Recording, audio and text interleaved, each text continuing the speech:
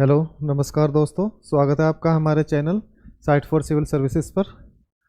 आइए पॉलिटी की क्लास को आगे बढ़ाते हुए अब से पहले हमने जो मौलिक अधिकार पढ़ रहे हैं उसमें हमने समानता का अधिकार पढ़ा है। आज हम स्वतंत्रता का अधिकार पढ़ेंगे। इस स्वतंत्रता के अधिकार में कौन कौन से अनुच्छेद आते हैं उसे अनुच्छेद वाइज पढ़ेंगे, उसे सारे को एक साथ नहीं पढ़ेंगे। हम धीरे धीरे एक एक अनुच्छेद को पढ़ते हुए चलेंगे। जैसे हमने समानता के अधिकार में अनुच्छेद 14, अनुच्छेद 15, 16, 17 और 18 को पढ़ा है, इसी प्रकार से जो आपका स्वतंत्रता का अधिकार है दूसरे वाला, उसमें हम अनुच्छेद 19, 20, 21 और 22 को अलग अलग तरीके से या अलग अलग क्लास में पढ़ेंगे। ठीक है, इससे क्या होता है, आपको उसकी एक सार्वजनिक समझ कह सकते हैं या एक सार्वभौमिक कह सकते हैं, उसको एक सार्वभौमिक समझ विकसित होती है एक अनुच्छेद को अलग से पढ़ने से। तो इसको आज देखेंगे। अनुच्छेद 19 के बारे में हम अच्छे से पढ़ेंगे आज कि अनुच्छेद 19 है क्या। तो देखिए, अनुच्छेद 19 से लेकर अनुच्छेद 22 तक स्वतंत्रता का अधिकार दिया गया है। इसी स्वतंत्रता के अधिकार का मतलब है जो भारत के लोगों को या भारतीय राज्य में रहने वाले लोगों को जो स्वतंत्रताएं दी गई हैं, तो जैसे समानता है ऐसी ही स्वतंत्रता अलग से अधिकार दिया गया है। तो उसमें कौन कौन सी स्वतंत्रताएं हैं उनको हम इस अधिकार में पढ़ेंगे, स्वतंत्रता के अधिकार में। तो इसमें आज हम अनुच्छेद 19 के बारे में पढ़ेंगे। अनुच्छेद 19(1). तो अनुच्छेद 19 में 6 प्रकार की स्वतंत्रताएं हैं। वैसे तो इसमें 7 प्रकार की स्वतंत्रताएं थी, लेकिन जो मूल संविधान में एक स्वतंत्रता संपत्ति का अधिकार था उसको समाप्त कर दिया गया। उसको कैसे समाप्त किया उसको हम आगे पढ़ेंगे।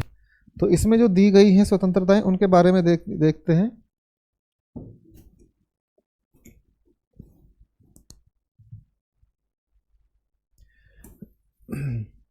तो देखिए, अनुच्छेद 19(1) सभी नागरिकों को 6 प्रकार की या 6 अधिकारों की गारंटी देता है। तो कौन कौन से अधिकार हैं ये? वाक एवं अभिव्यक्ति की स्वतंत्रता। वाक का मतलब है बोलना और अभिव्यक्ति का मतलब है किसी चीज को प्रस्तुत करना। अब वो प्रस्तुतिकरण किसी भी आधार पे हो सकता है। देखो, वाक का मतलब है बोल के बताना और अभिव्यक्त करने का मतलब है वो बोलना भी उसमें आता है अभिव्यक्त में। उसको सांकेतिक भी हो सकता है, वो लिखित भी हो सकता है, कुछ भी हो सकता है। अभिव्यक्ति कैसी भी हो सकती है। वैसे अभिव्यक्ति 3 प्रकार की होती है, लिखित, मौखिक और सांकेतिक। उसे पढ़ेंगे हम आगे। दूसरा क्या है, इसमें ए है, ये फिर बी आएगा आपका। तो बी में क्या है, शांतिपूर्ण और निरायुद्ध सम्मेलन का अधिकार। शांतिपूर्ण और निरायुद्ध का मतलब है शांतिपूर्वक बैठ के बिना हथियारों के आप सम्मेलन कर सकते हैं। संघ बनाने की स्वतंत्रता। संघ बनाने का मतलब है आप संघ बना सकते हैं, कोई अपनी कमेटी बना सकते हैं, कोई अपना संस्था बना सकते हैं। भारत के राज्य क्षेत्र में सर्वत्र अबाध संचरण। अबाध संचरण का मतलब है घूमने का। भारत के किसी भी क्षेत्र में घूमने का अधिकार है। भारत के राज्य क्षेत्र में किसी भाग में निर्बाध घूमने, बस जाने, निवास करने का अधिकार है। इसे ऐसे समझिए, ये घूमने का है और ये है बसने का अधिकार या निवास का या निवास करने का अधिकार। और कोई भी वृत्ति, व्यापार या कारोबार, कोई भी बिजनेस करने का अधिकार किसी भी क्षेत्र में, भारत के किसी भी राज्य में बिजनेस करने का अधिकार, ये अधिकार दिया गया है। ठीक है, तो देखिए, ये ए है, ये बी है, ये सी है, ये डी है, ये ई है। तो यहाँ पे एक है एफ, यहाँ पे एफ मिसिंग है।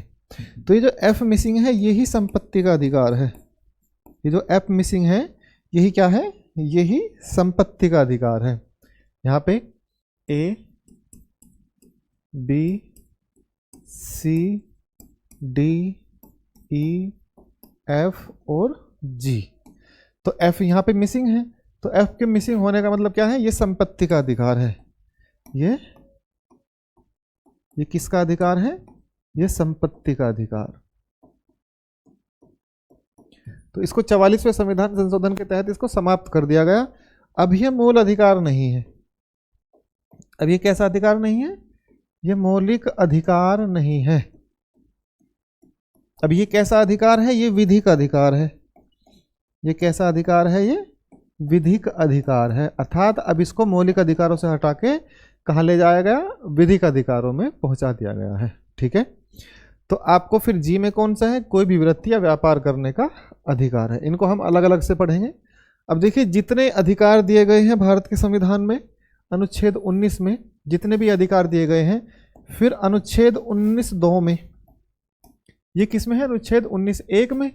तो 1 में ए अनुच्छेद 19 एक में ए, एक में बी, सी, डी, ई, एफ और जी। ठीक है, तो फिर ये अनुच्छेद 19(2) आता है। तो अनुच्छेद 19(2) इसे रोकता है, या रोक क्या करता है, इसे रोकता है। किन को रोकता है? इन अधिकारों को रोकता है। ये युक्ति युक्त प्रतिबंध लगाता है। ये क्या करता है? युक्ति युक्त प्रतिबंध। अर्थात संविधान एक हाथ से स्वतंत्रता देता है, वहीं दूसरे हाथ से स्वतंत्रता को छीन लेता है। छीनने का मतलब क्या है? उस पर रोक लगा देता है। तो ऐसे मेंस में क्वेश्चन भी बनता है कि जहां एक तरफ स्वतंत्रता के अधिकार को भारत के संविधान में दिया गया, वहीं दूसरे हाथ से उसको वापस ले लिया गया या उसे रोक दिया गया है।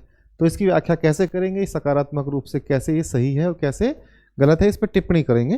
तो इस तरीके का क्वेश्चन बन जाता है। तो 19(2) इसको रोक देता है। इसी को समाजवाद भी कहते हैं। ये किसका रूप है? समाजवाद का रूप है।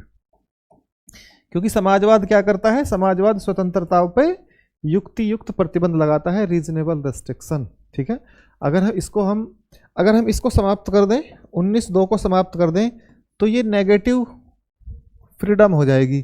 तो ये कैसे राइट्स हो जाएंगे? नेगेटिव राइट्स हो जाएंगे। ये कैसे राइट्स हो जाएंगे? Negative rights. लेकिन हमने इस पे क्या लगाया? हमने समाजवादी सिस्टम यानी युक्ति युक्त प्रतिबंध लगा दिया। तो ये कैसे हो गए? Positive rights. तो ये कैसे राइट्स हो गए? पॉजिटिव राइट्स हो गए। तो ऐसे ही यानी कि जब अधिकारों पर कोई भी प्रतिबंध ना हो तो उन्हें नेगेटिव अधिकार कहते हैं, यानी कि नकारात्मक। और जब उन पे रीजनेबल रेस्ट्रिक्शन या युक्ति युक्त प्रतिबंध लगा दिया जाता है तो ऐसे अधिकारों को क्या कहा जाता है? ऐसे अधिकारों को क्या, अर्थात इन्हें पॉजिटिव राइट्स या सकारात्मक अधिकार कहा जाता है।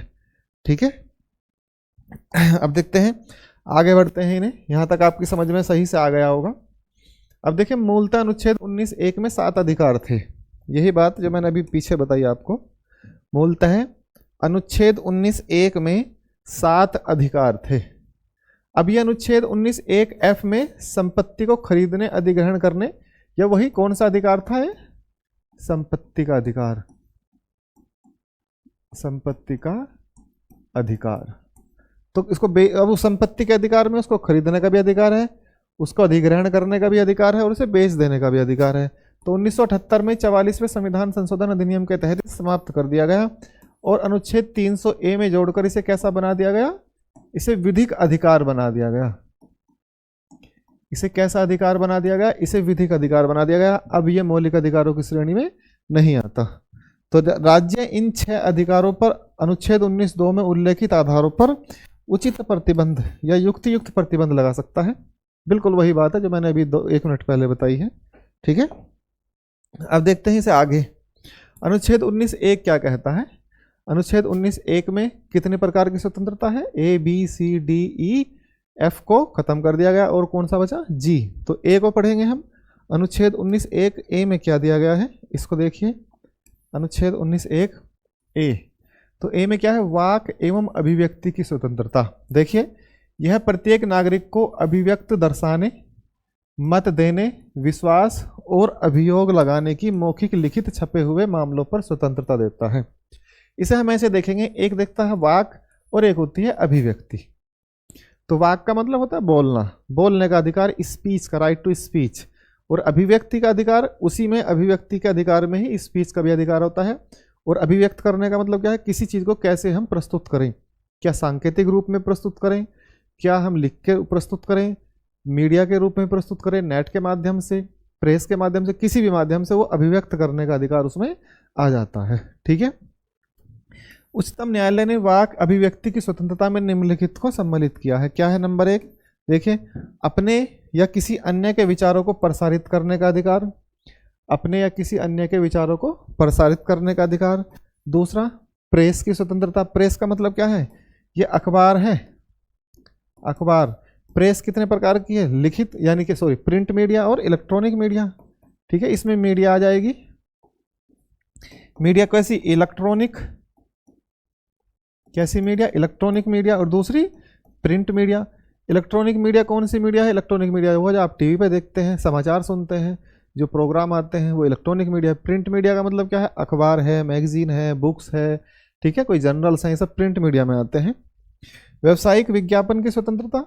व्यवसायिक विज्ञापन यानी कि आप कोई व्यवसाय कर रहे हैं उसका विज्ञापन दे सकते हैं। फ़ोन और टैपिंग के विरुद्ध अधिकार, आपके फ़ोन को कोई टैपिंग नहीं कर सकता।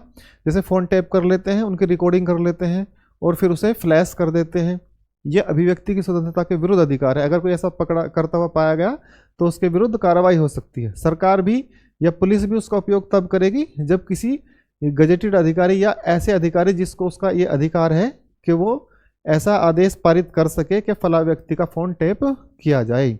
ठीक है, उससे पहले यह अधिकार मान्य नहीं होता। प्रसारित करने का अधिकार अर्थात सरकार का इलेक्ट्रॉनिक मीडिया पर एकाधिकार नहीं है। मतलब ये है कि ऐसा नहीं है कि सरकार ही इलेक्ट्रॉनिक मीडिया के माध्यम से अपनी खबरों को प्रसारित करेगी, प्राइवेट चैनल भी खोल सकते हैं आप अपने माध्यम से। जैसे आपने देखा होगा यूट्यूब चैनल बना के या और दूसरे माध्यमों से, टीवी मीडिया के माध्यम से लोग अपना अपना व्यवसाय करते हैं। तो इसमें यही कहा गया है कि इलेक्ट्रॉनिक मीडिया पर सरकार का एक अधिकार नहीं है। किसी राजनीतिक दल या संगठन द्वारा आयोजित बंद के खिलाफ अधिकार, इसका मतलब क्या है? किसी राजनीतिक दल या संगठन द्वारा आयोजित बंद, जैसे कोई राजनीतिक संगठन क्या कर देता है कि आज ये पूरा शहर बंद रहेगा, तो आप अगर चाहें तो उसका विरोध कर सकते हैं या मतलब उसकी बात को मानने के लिए बाध्य नहीं है, सरकार आपके साथ है। ठीक है। सरकारी गतिविधियों की जानकारी का अधिकार, सरकारी गतिविधि की जानकारी कैसे मिलती है? राइट टू इंफॉर्मेशन से। सरकारी गतिविधि की जानकारी आप आरटीआई के माध्यम से इसको ले सकते हैं। तो आरटीआई भी क्या है? आपकी अभिव्यक्ति की स्वतंत्रता के अधिकार के अंतर्गत आती है। शांति का अधिकार, बहुत शोर मचा रखा है आपने, जैसे डीजे वीजे वगैरह जो होते हैं बहुत ज़्यादा हाई फ्रिक्वेंसी पे बजते हैं, उससे किसी को नुकसान हो सकता है, किसी की शांति भंग हो सकती है। एकांतता का अधिकार कह सकते हैं इसे आप, एकांतता का अधिकार, राइट टू प्राइवेसी, शांति का अधिकार। किसी अखबार पर पूर्व प्रतिबंध के विरुद्ध अधिकार, यानी कि सरकार किसी अखबार पर पूरी तरीके से प्रतिबंध नहीं लगा सकती। प्रदर्शन और विरोध का अधिकार, लेकिन हड़ताल का अधिकार इसमें शामिल नहीं है। इसका मतलब क्या है? आप प्रदर्शन कर सकते हैं, विरोध कर सकते हैं, लेकिन हड़ताल नहीं कर सकते। जो लोग हड़ताल करते हैं उन पर मुकदमे लिखे जाते हैं। ठीक है, तो इसलिए हड़ताल का अधिकार इसमें शामिल नहीं है, ये बात आपको ध्यान रखनी है।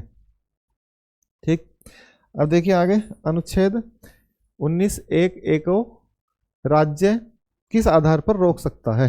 ठीक है, अब इस पे प्रतिबंध भी तो लगा सकता है। जैसे मैंने आपको कहा कि संविधान एक हाथ से स्वतंत्रता देता है और दूसरे हाथ से स्वतंत्रता को वापस ले लेता है। कैसे? राज्य वाक एवं अभिव्यक्ति की स्वतंत्रता पर उचित प्रतिबंध लगा सकता है। अब ये उचित प्रतिबंध क्या है? देखिए, हम उचित प्रतिबंध को कैसे देखते हैं? यह प्रतिबंध लगाने के आधार इस प्रकार है। क्या है? भारत की एकता और संप्रभुता। कैसे? आपकी अभिव्यक्ति या वाक ऐसी नहीं होनी चाहिए कि भारत की एकता के लिए खतरा पैदा कर दे। आप ऐसा भाषण नहीं दे सकते कि भारत को तोड़ो, टुकड़े करो, ये करो, फला करो। लोगों को भड़का नहीं सकते सरकार के विरुद्ध, राज्य के विरुद्ध। ठीक है, और संप्रभुता खतरे में आ जाए, इस तरीके की अभिव्यक्ति की स्वतंत्रता पर सरकार रोक लगा सकती है। राज्य की सुरक्षा, जब राज्य की सुरक्षा का कोई मुद्दा आए तब भी, जैसे मान लिया कि युद्ध हो रहा है, आप इस तरह के भड़काऊ भाषण देना शुरू कर दें, कोई ऐसा अखबार में छाप दें, कोई ऐसी प्रिंट मीडिया के माध्यम से कोई ऐसा आंदोलन चला दें कि जिससे राज्य की सुरक्षा को खतरा पैदा हो जाए। विदेशी राज्यों से मित्रवत संबंध, अर्थात ऐसे राज्य जो विदेशी राज्यों से मित्रवत संबंध का मतलब यह है कि जो हमारे ऐसे मित्र राष्ट्र हैं उनको हमारी मित्रता पर उनसे कोई इफेक्ट पड़ता हो। जैसे मान लिया आप कोई अखबार में कोई लेख लिखते हैं किसी सरकार के खिलाफ, मान लेते हैं आप अमेरिका के खिलाफ कोई लेख लिखते हैं, और सरकार का और अमेरिका का यानी कि हमारे राज्य का और अमेरिका का बहुत अच्छा संबंध है, व्यापारिक संबंध है, राजनीतिक संबंध है, और वे खराब होते हैं तो आपकी अभिव्यक्ति की स्वतंत्रता रोकी जा सकती है। सार्वजनिक आदेश के विरुद्ध हो कोई, ठीक है, नैतिकता की स्थापना यानी कि उससे नैतिकता नहीं झलकती हो, यानी कि अनैतिक हो, न्यायालय की अवमानना, आपकी अभिव्यक्ति ऐसी हो कि उससे न्यायालय की अवमानना होती है, या किसी अपराध में संलिप्तता आदि, इन आधारों पर स्वतंत्रता को रोका जा सकता है। और ये किस में है? अनुच्छेद 19(2) में है। ठीक है, तो जैसे अनुच्छेद 19(1)(a) में स्वतंत्रता दी गई है, ऐसे ही जो बी में दी गई है उसको भी रोका जा सकता है, सी में दी गई है उसको भी रोका जा सकता है। ये सब अनुच्छेद 19(2) में दिए गए हैं। तो इस प्रकार जो आपकी अभिव्यक्ति की स्वतंत्रता है उसको इन आधारों पर युक्त प्रतिबंध लगाया जा सकता है।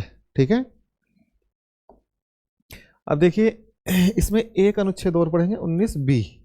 ठीक है, शांतिपूर्ण सम्मेलन करने की स्वतंत्रता।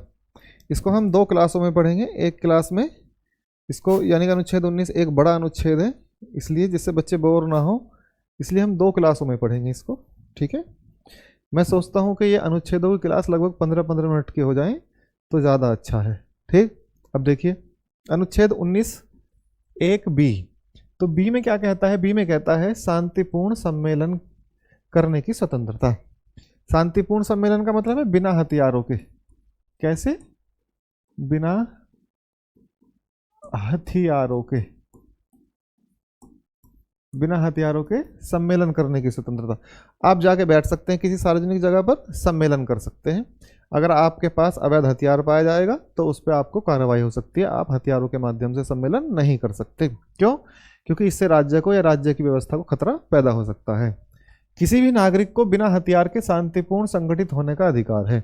जैसे मान लिया आपको सरकार की कोई योजना पसंद नहीं आ रही है, या सरकार के विरुद्ध आपके अधिकार का संरक्षण नहीं हो पा रहा है, राज्य आपके अधिकारों का संरक्षण नहीं कर रहा है, उनका हनन कर रहा है, तो आप क्या करेंगे? आप सम्मेलन कर सकते हैं, बैठक कर सकते हैं, लोगों को इकट्ठा कर सकते हैं, बुला सकते हैं, आंदोलन कर सकते हैं, लेकिन हथियारों के आधार पर नहीं कि सभी हथियार बंदूक लेकर आ जाइए और राज्य पे चढ़ जाइए। नहीं, ऐसा नहीं है, उसे रोक दिया गया है। तो इसमें शामिल क्या क्या है? सार्वजनिक बैठकों में भाग लेने का अधिकार और प्रदर्शन। आप सार्वजनिक बैठक कर सकते हैं और प्रदर्शन कर सकते हैं। इस स्वतंत्रता का उपयोग केवल सार्वजनिक भूमि पर कर सकते हैं। ऐसा नहीं किसी घर जाके बैठ के कर देंगे, ठीक है, प्राइवेट भूमि पर नहीं, सार्वजनिक भूमि पर बिना हथियारों के किया जा सकता है। यह व्यवस्था हिंसा, अव्यवस्था, गलत संगठन, सार्वजनिक शांति भंग के लिए नहीं है। अर्थात आप ऐसा नहीं है कि हिंसा करें, ठीक है, अव्यवस्था नहीं फैला सकते, गलत संगठन नहीं बना सकते, सार्वजनिक शांति को भंग नहीं कर सकते। भाई आपके अधिकारों का हनन हो रहा है तो आप शांतिपूर्ण तरीके से मांगिए। अब ऐसा नहीं है कि आप सामान्य लोगों को परेशान करेंगे।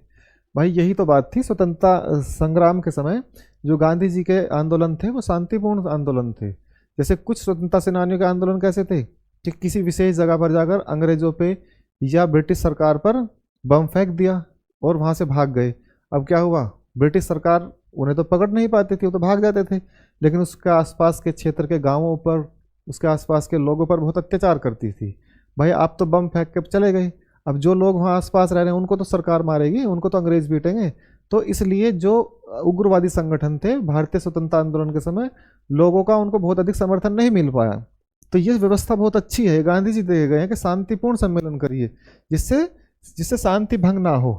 ठीक है, इस अधिकार में हड़ताल का अधिकार भी शामिल नहीं है। आप हड़ताल नहीं कर सकते। देखो हड़ताल से क्या होता है, हड़ताल आप कर देंगे, ठीक है, हो सकता है आपकी घर की स्थिति ठीक हो, लेकिन ऐसा व्यक्ति जो डेली कमाता है और डेली घर में जाके उसके पूर्ति होती है, तो वो कैसे करेगा फिर?